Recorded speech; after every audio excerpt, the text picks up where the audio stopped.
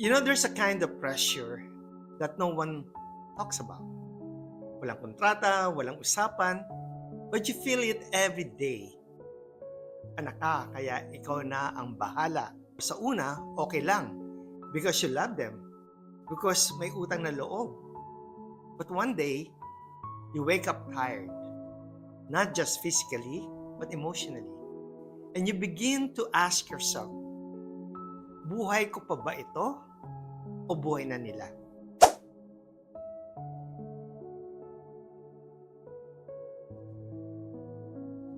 Before we continue, this is not about blaming parents.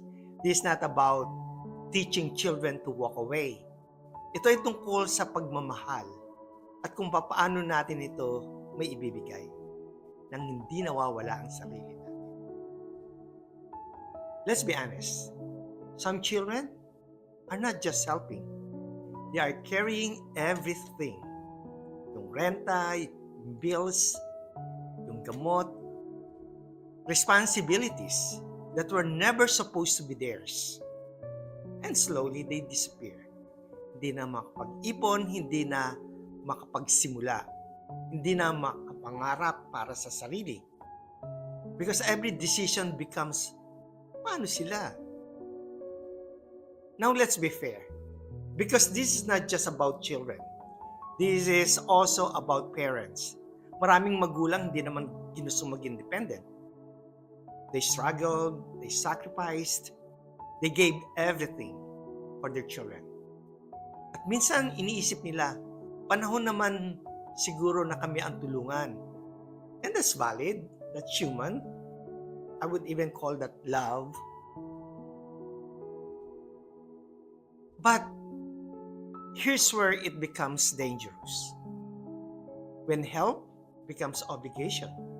When love becomes pressure, when support becomes identity, when a child is no longer seen as a son or a daughter, but as a solution.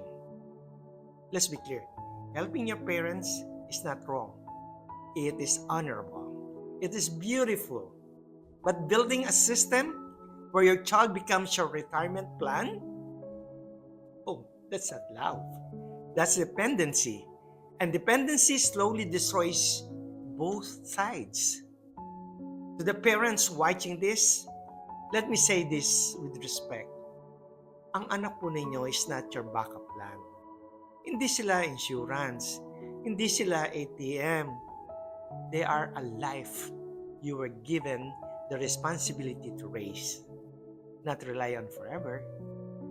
If you truly love your children, prepare for your future without making them carry your past. At para sa mga anak naman po, you are allowed to help, but you are also allowed to live. Hindi selfish ang mag-ipon, hindi kasalanan ng mangarap, hindi kawalan ng utang na loob ang mag-set up ng boundaries. Because one day, if you don't break the cycle, you will pass it on. Think about this. You give everything to your parents and nothing to your future. What happens when you grow old? Will your children be forced to carry you too? That's not family. That's a cycle. The goal is not to abandon. The goal is balance. Help, but don't disappear. Support, but don't surrender your life. Love, but don't lose yourself. Because at the end of the day, the greatest gift you can give your children is not your sacrifice. It is your responsibility. And the greatest love you can give your parents is not your exhaustion. It is your presence without losing your future.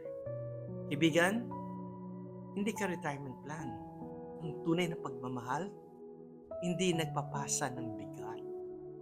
Pinapasa nito ang tamang paraan. This is Real Talk with Rod.